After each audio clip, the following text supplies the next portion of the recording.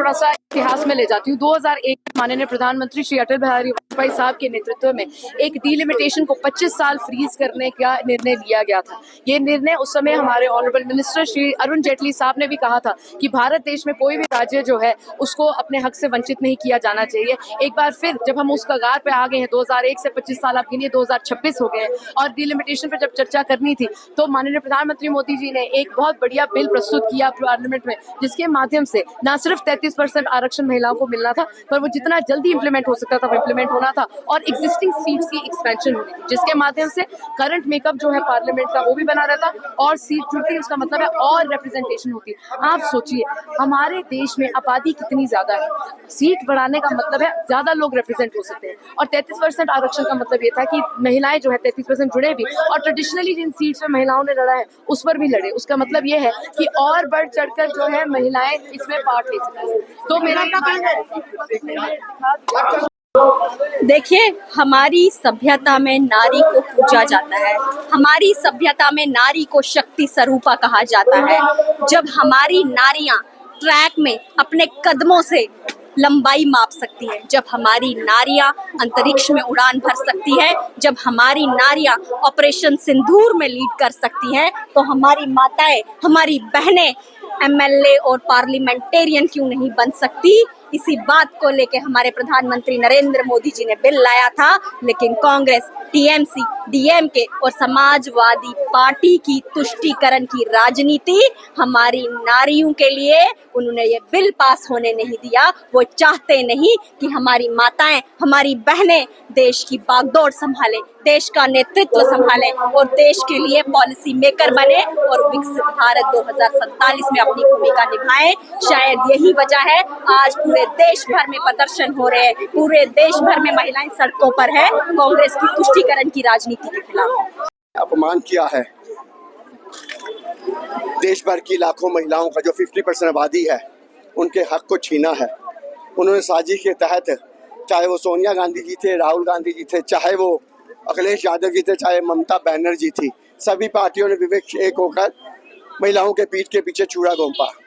और आज महिलाओं ने जिस प्रकार से यहाँ निकलकर हजारों की तादाद में अपना रोष प्रकट किया और रोष रैली निकाली, हम अपना हक लेके रहेंगे।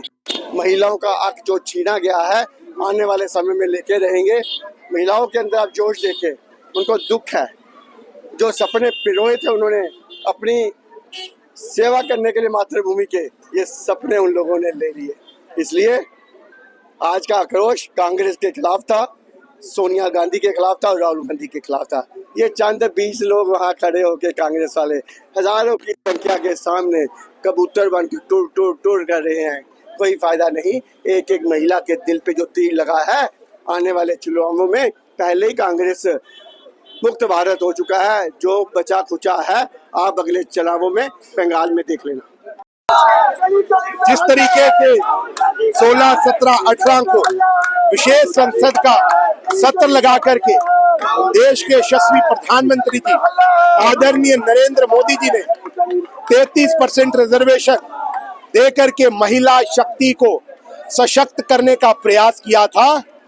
पंचायत से लेकर के कॉरपोरेशन तक, कॉरपोरेशन से लेकर के विधानसभा तक और विधानसभा से लेकर के संसद के पटल तक महिलाओं की शक्ति को सशक्त करने का काम देश के यशस्वी प्रधानमंत्री नरेंद्र मोदी जी ने किया था। पर जिस तरीके से India alliance, TMC, DMK, SP, Samajwadi party और कांग्रेस पार्टी ने एक बार फिर से ये सिद्ध कर दिया है कि वो महिला विरोधी है। इस विधेयक को गिरा करके उन्होंने जो 50% आबादी का हिस्सा है महिला शक्ति, उनके सामने उनकी नजरों में ये सिद्ध कर दिया है कि कांग्रेस पार्टी कल भी महिला विरोधी थी, आज भी महिला विरोधी है, उनका चाल चरित्र महिला विरोधी है। भारतीय जनता पार्टी का प्रत्येक कार्यकर्ता इस चीज को ना बर्दाश्त करेगा। सड़कों से लेकर के हर क्षेत्र की लड़ाई को लड़ेंगे और हमारी यही इच्छा है कि 33% नारी शक्ति के लिए ये रिजर्वेशन होना चाहिए और नारी शक्ति भी सशक्त आवाज बनकर के इस देश की नीति निर्धारक और निर्धारणकर्ता बने। ये उनकी शुरू से ही नीति रही है कांग्रेस की, काउंटर करते हैं लेकिन झूठ के साथ। अगर मैं छोटी सी घटना बताऊं तो ये चीज आपको क्लियर हो जाएगी।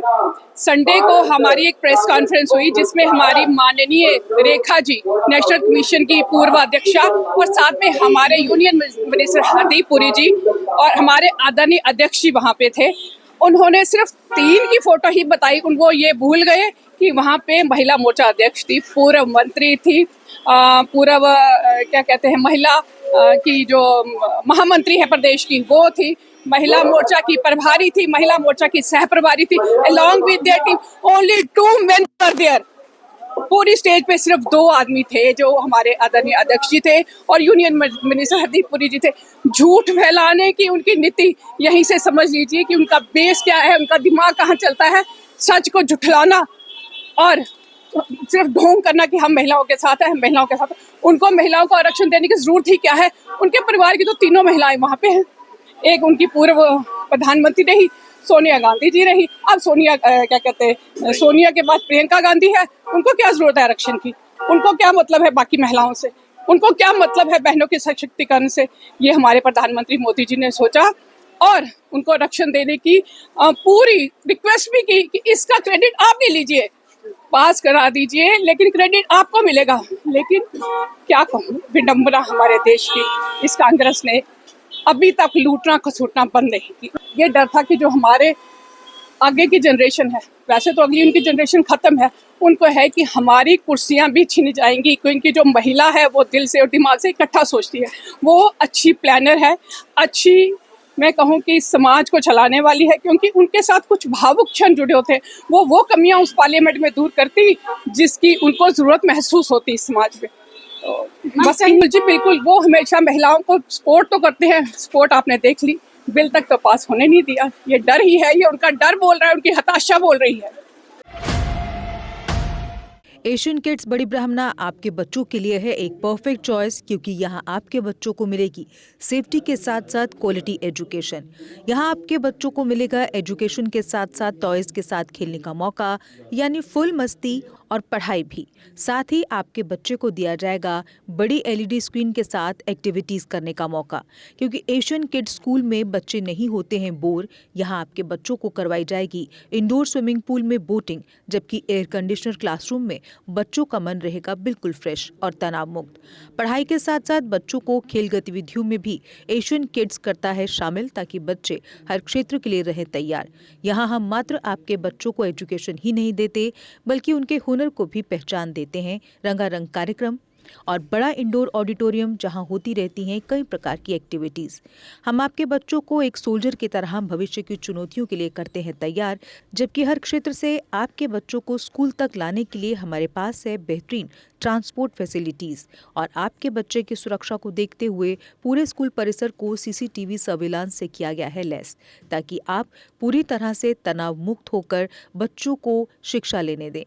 तो फिर किस बात की है देर, आज ही एशियन किड्स में विजिट करें, क्योंकि हमारे यहाँ एडमिशन ओपन हो चुके हैं और लिमिटेड सीट्स ही अवेलेबल है। हमारा पता है Asian kids near Bharti public school, Bari Brahmana. Mobile number 7006135171 9149725087। मैं managing director Asian kids fresher बच्चों के पेरेंट्स से खास तौर पर अपील करना चाहूँगा कि वो अपने बच्चों की एडमिशन कराने से पहले एक बार एशियन किड्स जरूर विजिट करें, आपको अच्छा लगेगा। जम्मू कश्मीर की खबरों के लिए जुड़े रहिए जेके अपडेट के साथ।